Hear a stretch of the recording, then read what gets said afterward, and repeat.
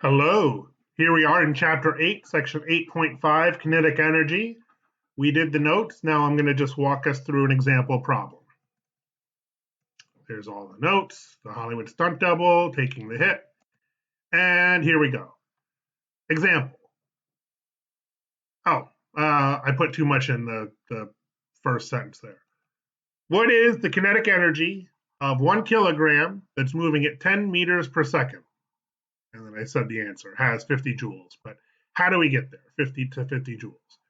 So we've got 1 kilogram and it's moving at 10 meters per second. We start off with the kinetic energy equation, 1/2 mv squared. Then I plug in 1 kilogram for mass and 10 meters per second for velocity. Please note, I put the 10 meters per second inside parentheses because that whole quantity gets squared. That's the tricky part of this. And it's pretty tricky.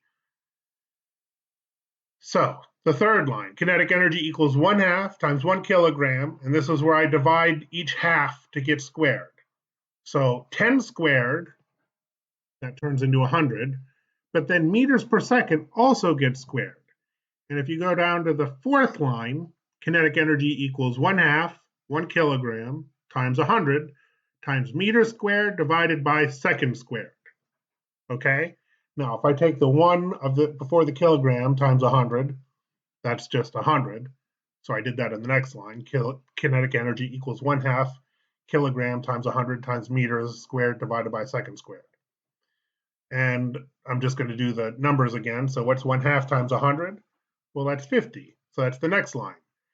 Kinetic energy equals kilograms times 50 times meters squared divided by seconds squared.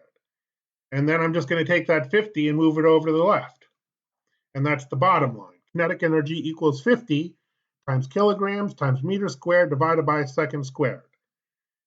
And now if you left the answer like that, that's fine. You get full credit. But you can also turn kilogram meter squared per second squared into joules. And then, so I did that. And then because physicists don't like to write, we abbreviate that as 50J. J for joules. So that's how you plug and chug into the kinetic energy equation. Like I said, that V squared is going to be tricky. There's 5 problems in the homework. 2 or 3 of them are more just thinking. And a couple are straight ahead plug and chugs just like this. Okay, good luck. Thank you very much. Bye-bye.